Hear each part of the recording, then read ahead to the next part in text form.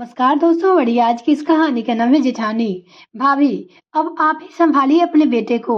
मैं इसे नहीं संभाल सकती। मेरे पास अपने बच्चे हैं, मैं उनकी देखभाल करूंगी या फिर इसकी। शोभना उस 5 साल के मोहित को उसकी मम्मी दिव्या को सौंपते हुए बोली, छोटी बहू, ऐसा व्यवहार मत करो छोटे से बच्चे के साथ। जब तुम्हें जरूरत थी तब तो तुम इसे अपना बेटा बनाकर लेकर गई थी।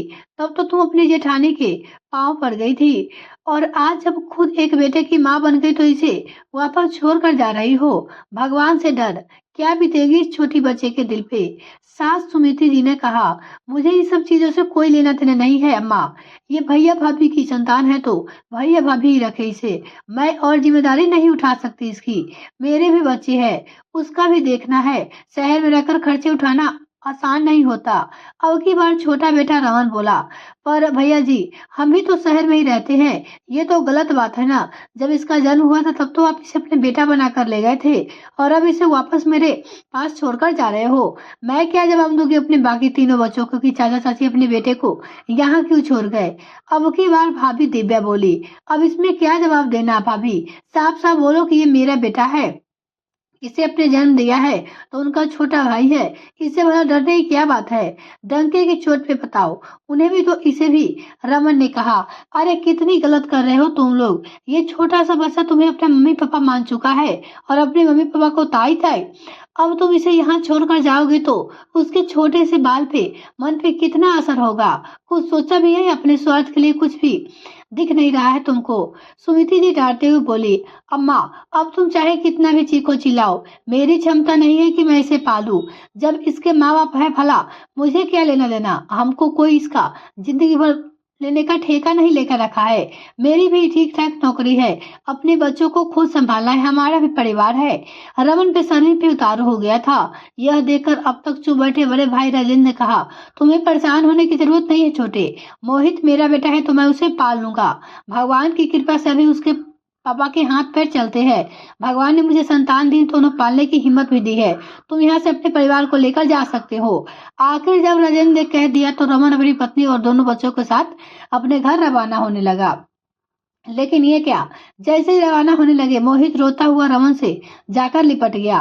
पापा, मैं भी आपके साथ चलूंगा, मुझे छोड़कर मत जाओ। लेकिन रवो तो इतना कठोर दिल निकला कि उस छोटे से मोहित को एक तरफ ढकेलकर अपनी 2 साल की बेटी को गोद में लेकर वहां से रवाना हो गए। जब शोभना अपने 5 महीने के बेटे को लेकर बाहर रवाना होने लगी तो मोहित उसे जाकर लिपट गया और रोते हुए बोला, मम्मी मैं भी चलूंगा, मम्मी मैं भी चलूंगा। शोभना उसे अपने से छुड़ाने की कोशिश करने लगी। यह देखकर सबकी आंखों में आंसू आ गए, पर शोभना चिढ़ते हुए दिव्या से बोली, भाभी संभालो अपने बेटे को। दिख नहीं रहा आपकी मेरी गोद में बच्चा है, कहीं आपका बेटा मेरे बेटे को गिरा न दे। यह सुनकर दिव्या मोहित के पास आई और उसे जबरदस्ती शोभना से छुड़ाते हुए अपनी गोद में ले लिया। ताई जी मुझे जाने दो, ताई जी मुझे जाने दो। मोहित जोर जोर से रोता जा रहा था और दिव्या से गुहार करते जा रहा था। यह देखकर भी शोभना बिल्कुल भी नहीं रुकी और अपने बेटे को लेकर वहां से रवाना हो गई। पर उस बच्चे का चीखना चिल्लाना बस्तूर जारी रहा। वो नहीं, मेरी मम्मी है, मैं भी तो तेरी मम्मी हूँ। सुना ना तुमने क्या कह रही थी वो। दिव्या रोते हुए मोहित से बोली, बहू ये बच्चा है, उसे समझ में नहीं आएगा। सुमित जी बोली तो दिव्या उसे जैसे तैसे चुप कराने लगी। काफी देर तक हर कोई मानने को तैयार नहीं कर रहा था कि जो दिव्या 13 साल की बेटी तीनों समझदार थी, इन हालत को समझ रही थी। वो जैसे तैसे मोहित को अपने साथ बहला फुसलाकर ले गई। यह सब देखकर रोते हुए अम्मा ने राजेंद्र की तरफ देखा तो राजेंद्र बोला, अम्मा तुम कोई बात दिल पर मत लेना, धीरे धीरे हम मोहित और अपने बच्चों को संभाल लेंगे। और फिर टीना का भी तो साथ है, वो अपने बाकी भाई बहन को अच्छे से संभाल लेगी। बस आप थोड़ा मोहित का खासकर ध्यान रखना, उसके बाल मन कर गलत प्रभाव न पड़ सकता है। फिर वो दिव्या से बोली, दिव्या जाओ, आज मोहित की पसंद की कुछ अच्छा सा बना लो। अभी तो उसे इन्हीं का सब बातों में बहलाना पड़ेगा, थोड़ा टाइम लगेगा लेकिन समझ जाएगा। राजेंद्र की बात मानकर दिव्या रसोई में चली गई।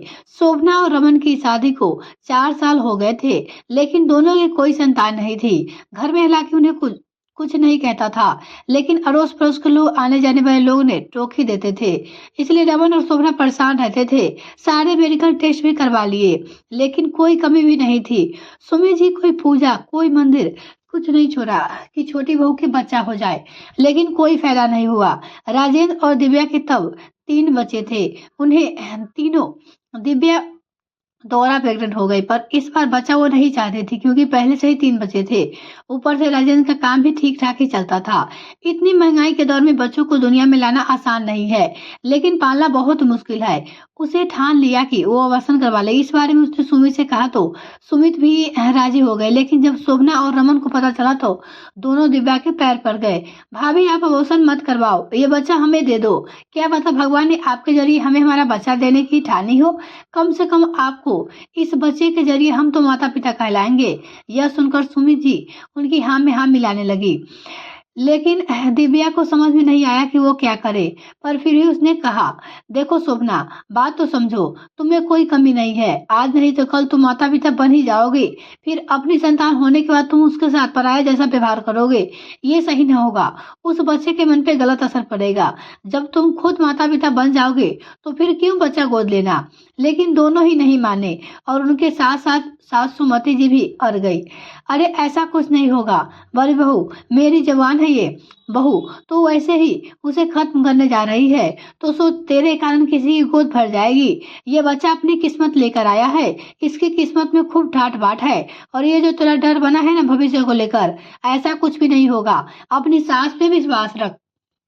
आखिर सबके इतना कहने पे राजेंद्र ने भी दिव्या को समझाया तो दिव्या मान गई। 9 महीने बाद दिव्या ने मोहित को जन्म दिया और उसके साथ ही रमन और शोभना उसके माता पिता बन गए।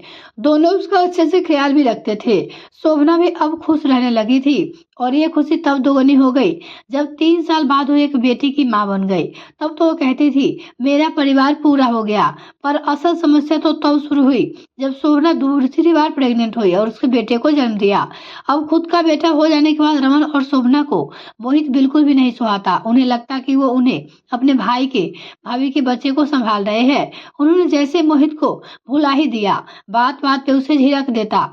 जाने तो राजेंद्र और दिव्या के पास यहाँ छोड़ जाना उनकी आदत हो गई थी। दोनों मन ही मन चाहते थे कि राजेंद्र और दिव्या अपने बच्चों को वापस अपने पास रख ले और उन्हें मोहित से छुटकारा मिले, पर क्योंकि बच्चे के लिए दोनों खुद ही दिव्या के पीछे पड़े थे इसलिए बोल नहीं पा रहे थे।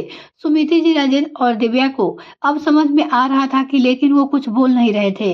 उन्हें तो यही लगता है कि शायद ये उनकी गलतफहमी हो, छोटे बच्चे के साथ वो उसे संभाल नहीं पा रहे हो, पर साथ ही वो अपनी बेटी के साथ ऐसा व्यवहार तो नहीं कर रहे थे। पर आज जब सुमिति जी उन दोनों को इस बारे में टोका तो इतनी बहसबाजी हो गई। आज उन्होंने अपने मन की बात कह दी और मोहित को फाइनली उसके माता पिता के पास छोड़ ही दिया। खैर राजेंद्र और दिव्या उसके माता पिता थे, अपने बच्चों को यूं तो नहीं छोड़ सकते थे। शुरू शुरू में मोहित और परिवार वालों को काफी परेशानी हुई। उस छोटे से बच्चे का मन में मानने को तैयार नहीं था कि उन जिनके साथ वो शुरू से रहा है उसके माता पिता नहीं बल्कि चाचा चाची थे। मोहित को इस तरह परेशान देखकर सुमिति जी की आंखों में आंसू आ जाते। आखिर अब किस मुंह से जवाब दे जब छोटे बेटे बहू मान ही रखा है तो। लेकिन फिर भी दिव्या और राजेंद्र कभी उसे शिकायत नहीं की। आखिर कुछ दिन बाद यूं कहे कि कुछ महीने लगे, लेकिन मोहित धीरे धीरे संभल गया। राजेंद्र और दिव्या उसके माता पिता है, इस सच्चाई को उसने मान लिया। अपने भाई बहनों के साथ अब खुश रहता था, पर अब रमन और शोभना के सामने आना भी नहीं चाहता था। अब उन लोगों का राजेंद्र और दिव्या के व्यवहार से पहले ही जैसा नहीं था। लेकिन समय का चक्र देखो और राजेंद्र का व्यवसाय काफी अच्छे चल निकला था। सारे बच्चे शहर के बड़े स्कूल में पढ़ रहे थे, घर में नौकर चाकर काम कर रहे थे। अब कभी रमन और शोभना सुमति जी से मिलने तो सुमति जी डंके की चोट पे उनसे कहती, तुम अपने दिल पे बोझ मत लो बेटा, मैंने कहा था ना कि ये बच्चा अपनी किस्मत लेकर आया है। इसकी किस्मत में ठाट बाट लिखे थे जो ये लौट कर अपने माता पिता के पास आ गया और इसके आते ही इसके पिता का व्यवसाय चल निकला। वाकई कुछ लोग किस्मत लिख कर आते हैं और उनकी बात सुनकर दोनों पति पत्नी अपना समूह लेकर रह जाते। यह कहानी आपको कैसी लगी दोस्तों, कमेंट में लिखकर जरूर बताइएगा। अगर आपको ये कहानी पसंद है तो वीडियो को लाइक कर दीजिएगा, चैनल को सब्सक्राइब कर दीजिएगा, साथ में बेल आइकन ताकि मेरे आने वाले और भी वीडियो का नोटिफिकेशन आपको सबसे पहले मिल सके। बहुत बहुत धन्यवाद इस वीडियो को देखने के लिए।